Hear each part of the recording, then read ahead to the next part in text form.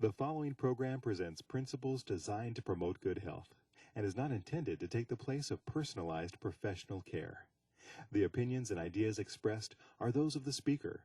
Viewers are encouraged to draw their own conclusions about the information presented.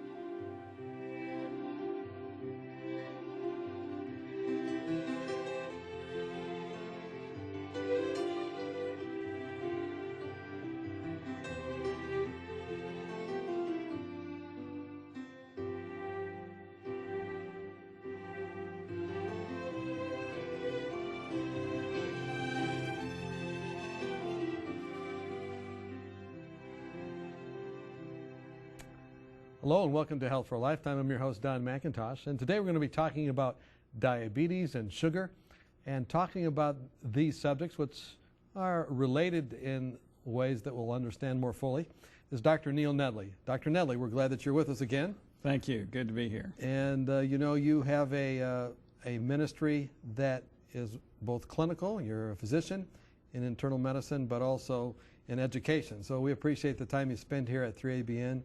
And I get all kinds of comments about people that are watching these programs, and they're very helpful. Well, we certainly hope this one is too. Okay, we're going to be talking about sugar and diabetes and fiber and all these different things, how they kind of interact. Yes, and actually I have a title of one of my chapters in Proof Positive entitled Sweet Tooth Bitter Harvest. Okay. And the sweet tooth does lead to a bitter harvest. And, you know, I've met a lot of diabetics who, when they're first diagnosed with diabetes, say, I'm not going to let this disease change me. But if they say that, the disease is going to change them in ways that they have no control over. What they're meaning is, I'm not going to change the way I'm eating. I'm not going to change what I'm doing. I don't want to have to change, and so I won't let this disease change me. I'll just take the drugs. I'll take the insulin, control it that way. But if they have that approach, the disease is going to change them in ways that they have no control over. For instance, diabetic retinopathy, 81% chance if your diabetes is uncontrolled, and if you have it long enough, you're going to get into eye disease. The leading cause of blindness in the United States is diabetes that has not been controlled. Neuropathy, very painful condition, and then it can lead to loss of limbs even. Decrease in circulation, heart attacks 4 times as likely in diabetics, strokes remarkably more likely in diabetics. If you have a stroke, if you have nephropathy, kidney disease as well, half of the people in every dialysis center in the country are there because of uncontrolled diabetes in their lifetime. And they wouldn't have needed dialysis had it not been for that.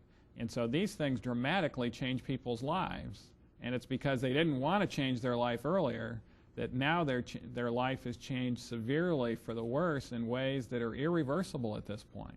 So we tell people when they're first diagnosed with diabetes, that first borderline elevation in blood sugar, this is the time to get serious, to change your life now so that your life can maintain a high quality for a long time. So diabetes, has it really skyrocketed also because of the obesity in America? It has, around the world? The higher the weight, the higher the diabetes rate. And the waistlines are increasing and diabetes goes up as well. It's now 1/3 of Americans are either diabetic or pre-diabetic. In other words, they're a borderline diabetic, not quite to the point of being a frank diabetic, but the pre-diabetics as well. Fasting blood sugar is greater than 95, for instance, but maybe not as high as 125, which is what is required to diagnose diabetes. Those people also have an increased risk of all the diseases I mentioned. Okay, so it's not something to just minimize, it's not something to sweep under the rug, and you really need to know your numbers. That's right, really need to know your numbers. Okay, well then talk with us about what it is we can do to prevent or avoid, what kind of things should we be involved in doing? Well, one of the things we need to recognize is the standard diet that has been used for years for diabetics is a diet that's going to worsen the complications of the disease. For years, diabetics have thought that meat is a good food for them.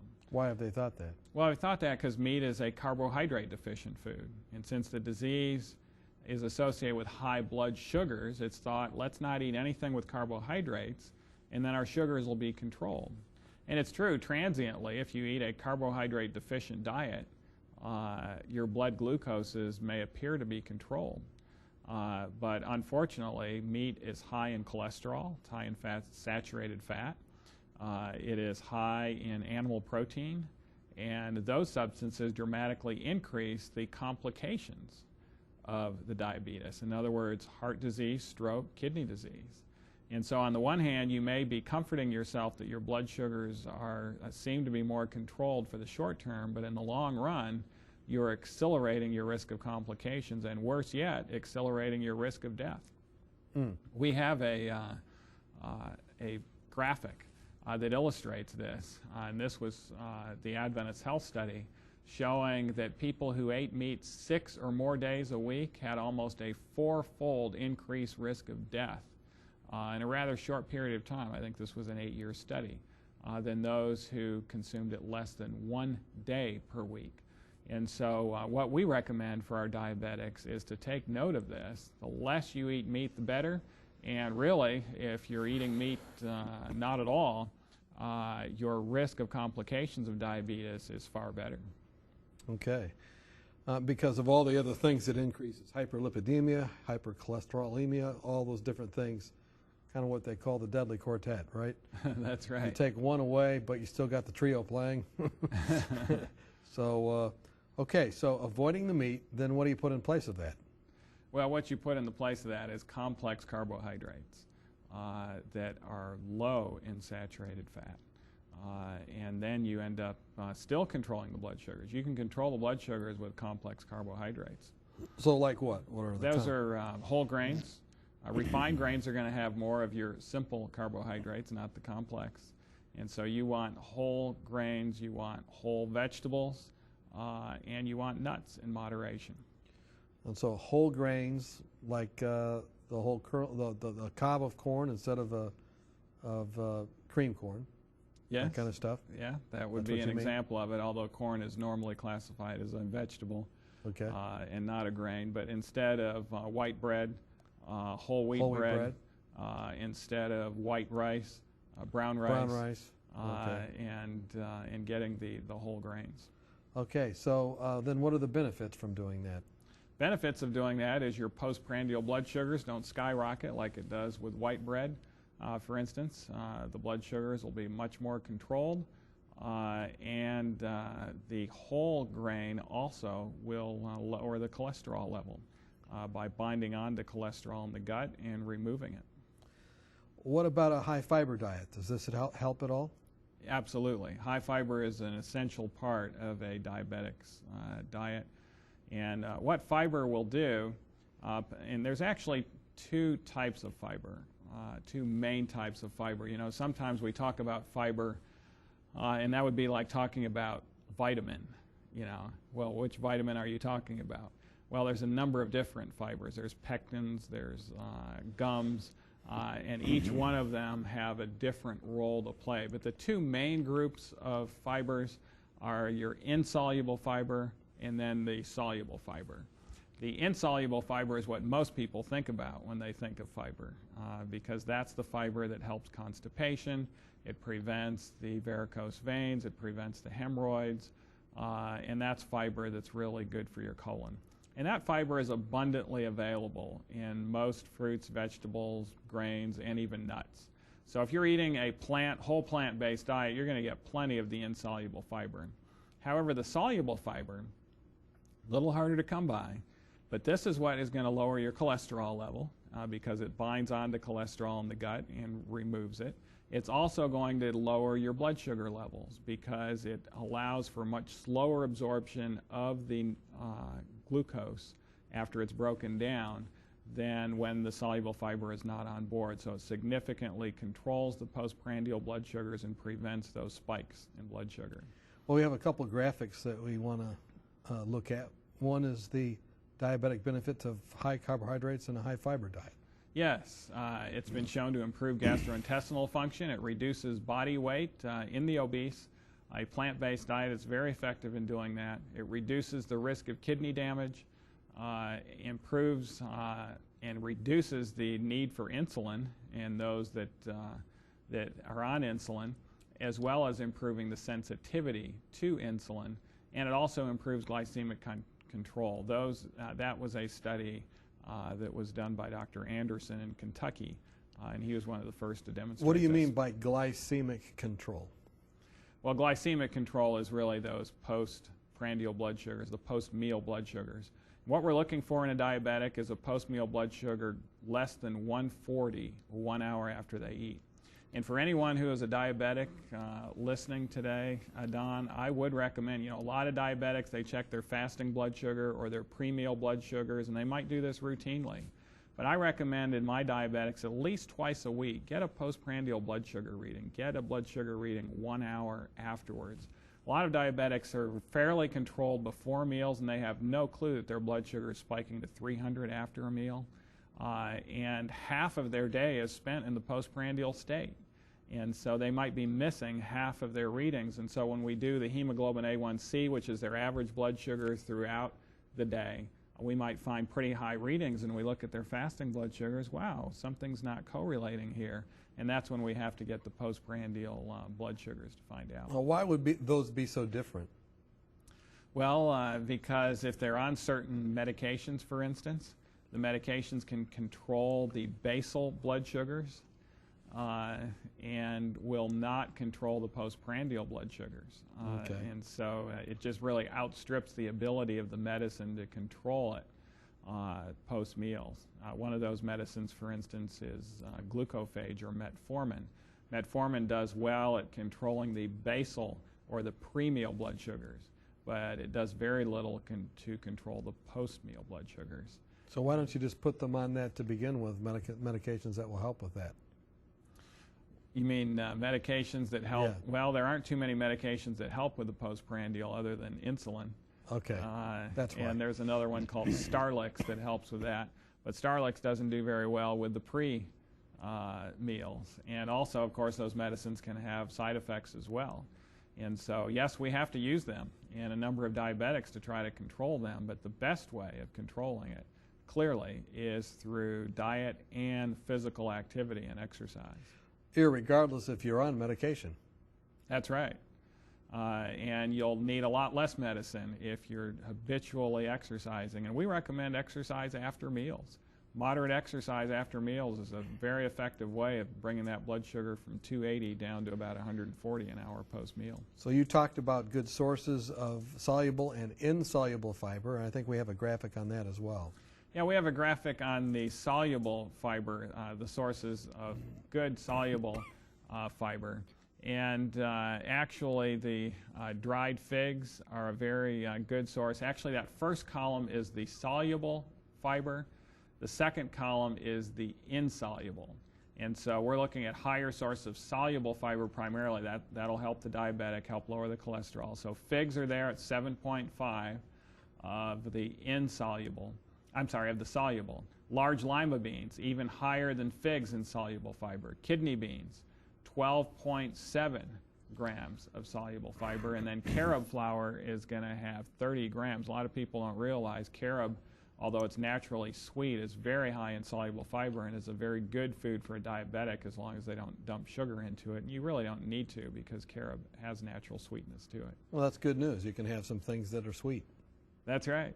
And good for you, and will help control your postprandial blood sugars. We're talking with Dr. Neil Nedley. We're talking about diabetes. If you have that diagnosis or if you are a pre-diabetic, this program is especially for you and for everyone in a country where diabetes is skyrocketing. Join us when we come back and talk more about this important subject. Are you confused about the endless stream of new and often contradictory health information?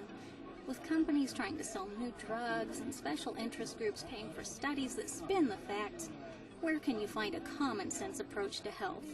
One way is to ask for your free copy of Dr. Arnott's 24 Realistic Ways to Improve Your Health. Dr. Timothy Arnott and the Lifestyle Center of America produced this helpful booklet of 24 short, practical health tips based on scientific research and the Bible that will help you live longer, happier, and healthier. For example, did you know that women who drink more water lower the risk of a heart attack? Or that 7 to 8 hours of sleep a night can minimize your risk of ever developing diabetes? Find out how to lower your blood pressure and much more. If you're looking for help, not hype, then this booklet's for you. Just log on to 3abn.org and click on free offers or call us during regular business hours. You'll be glad you did. Welcome back. We're talking with Dr. Neil Nedley. We're talking about diabetes. And we've talked about, first of all, the problems that can come from diabetes. Dr. Nedley, this is not something to minimize at all. You said blindness can come from this. All these small capillaries are first off affected, and everything that has small capillaries feeding it is at risk. Kidneys, all these other things. Yeah, it affects a lot of organ systems and causes a lot of misery in this world. And it's really misery that is preventable. Diabetes can be prevented in and of itself, even though there's a genetic basis for it. You can have the bad genes for diabetes and never end up with a disease if you're eating a good diet, and if you're exercising regularly, you can live into your 80s without ever getting it. And if you don't ever get diabetes, you don't have to worry about the complications. If you do get diabetes, you still don't have to have the complications if you follow the program that we're outlining here today. So we've said avoid meat, and then we said replace meat with complex carbohydrates. Mm-hmm. We've said have soluble fiber. Soluble fiber, legumes, as you notice, the lima beans, kidney beans, quite high in the soluble fiber. Carob, another legume. And now you want to talk to us about monounsaturated fats. Yes. This is the type of fat that is best for controlling blood sugars. Now, diabetics need fat in their diet. All of us need fat in our diet. But most Americans are getting too much fat. Most Americans are getting way too much saturated fat, and so are diabetics. Saturated fat is going to drive the cholesterol levels up. It's going to cause the HDL cholesterol to go down. The polyunsaturated fat is better for diabetics because it will lower their triglycerides and lower particularly their cholesterol levels. And there's a type of polyunsaturated fat called omega-3 fats that are particularly useful for diabetics because of doing both of those things, controlling the cholesterol as well as the triglycerides. But the type of fat that's most left out often when we discuss fat is the monounsaturated fat. That's kind of between the saturated fat and the polyunsaturated fat. Monounsaturated means it's just one double bond involved in the molecule. Saturated fat, there's no double bonds. It's completely saturated, and the polyunsaturated has at least 2 or 3 or maybe more double bonds in the fat molecule. The advantage of the monounsaturated fat is this helps to control the blood sugars. And it also improves the HDL, which tends to be a little low in diabetics. HDL is the good cholesterol that we like to have up instead of down. So what are some foods that are... Well, we have a graphic that describes the foods that are high in monounsaturated fats. Olives are good because they are high in monounsaturated fat. Just 10 olives will have 3.8 grams. Half of an avocado. Avocado is higher in fat, but the type of fat it has is the monounsaturated fat, which is good for a diabetic. Of course, olive oil is going to have quite a bit, 10 grams. Pecans are an excellent source of monounsaturated fat. And the highest source of monounsaturated fat, highest natural source, is actually a nut that's one of my favorite nuts, but it's expensive unless you happen to live on a plantation in Hawaii where they grow them. But that's the macadamia nut. Now, what if you have gallbladder disease? If you have gallbladder disease, you want to eat a low-fat diet. You'll still need to eat some fat, but you'll want a lower fat diet. And even diabetics, I'm not recommending that, you know, those foods that we listed, that they eat an abundance of them. Olives might be okay to do that. But the olive oil and even the pecans and the macadamias, basically we're just recommending a fistful a day. Okay. And so that will help them significantly. And it's not a large amount, but a fistful of nuts either spread out or at one meal a day isn't going to cause a significant problem with your gallbladder. You know, lots of times when people say they have diabetes, sometimes they say, I have sugar. Yeah, that's right. And high blood sugar. High blood sugar is what they're talking about. I've got the sugar. But what can you tell us about sugar as it relates to diabetes? Well, sugar is not good for a diabetic. Their sugars are already high, and if we pour on more sugar in the diet, they're going to go up higher yet. Refined sugar is not a good nutrient. It's an empty calorie. It doesn't have nutrients with it. And so we recommend avoidance of refined sugar. Okay. Sugar does some other things too, besides just causing the blood sugar levels to go up, and that will increase the complications of the disease. When the blood sugars are higher, the eye disease, kidney disease, heart disease, all of that becomes even higher yet. But in addition, it decreases the ability of their white blood cells to destroy bacteria. The average neutrophil, one neutrophil, which is a type of white blood cell, can destroy a number of bacteria. But when you have sugar on board, it goes down significantly. This study on the screen is from Loma Linda University, showing that the average neutrophil will destroy 14 bacteria. But when there's 6 teaspoons of sugar on board, it goes down to 10 bacteria. That's like a can of pop, right? A can of pop can be more than 6 teaspoons. 12 teaspoons, 5.5 bacteria destroyed. 18 teaspoons, 2. And then 24 teaspoons is down to just 1 bacteria. So, you know, you've cut the ability of the neutrophil by over 90% by consuming that 24 teaspoons of sugar. So let's say you had a root beer float. Root beer float would be pretty close to that 24 teaspoons. Might you be knock even yourself higher. Out. Yeah, you know, malted milk, for instance, pretty high. I mean, I've seen some malted milks have up to 42 teaspoons of sugar. 42 teaspoons. 42 teaspoons of sugar. How do you get that much serving. in there? It's, yeah, good question. But it's packed in there. And it's disguised with the liquid and with the chocolate and all of that type of thing. You know, whenever you have chocolate on board, there's a lot of sugar because, you know, although cocoa can have some antioxidant properties, cocoa is very bitter. Mm-hmm. So to get that bitterness out of there, they have to dump in a lot of sugar, and the same is true with the malted or chocolate milk. They have the cocoa in there, but they have to dump in a lot more sugar, so it doesn't taste like there's 42 teaspoons in there, but there is. Let me go back to the fat for a minute, because you said that monounsaturated fats are helpful for the diabetic, but you've said that saturated fats are not helpful. And tell me, what does saturated fat do? Why is it not helpful? Saturated dramatically increases the liver's production of cholesterol. And so diabetics already tend to have a cholesterol problem just because of their diabetes. And they add saturated fat, it's like adding fuel to the fire, significantly increasing their cholesterol levels. In addition, it does also decrease the sensitivity of their cells to insulin. So their blood sugars can go up. If we put someone on a saturated fat diet, even though it's low in carbohydrate, their blood sugars will actually go up because of the decreasing the sensitivity to insulin. So the insulin is not allowing the sugar that they do eat to even go in their cells. That's right. The insulin is not being able to do its work because the cells are resistant to it. The pancreas of many diabetics, the type 2 diabetics, the pancreas is still working to some extent. It's still putting out insulin. In fact, the average diabetic, when they're diagnosed, they're putting out 4 times as much insulin from their pancreas as a non-diabetic. They're trying to control those elevated blood sugars, but they're outstripping the pancreas's ability to be able to produce the insulin. And the problem is not an underproduction of insulin. The problem is actually an undersensitivity, what we call insulin resistance syndrome. Okay. And some people have, identified that or abbreviated that IRS. And, of course, with the IRS, you pay now or you pay later. And with the diabetic, it's the same thing.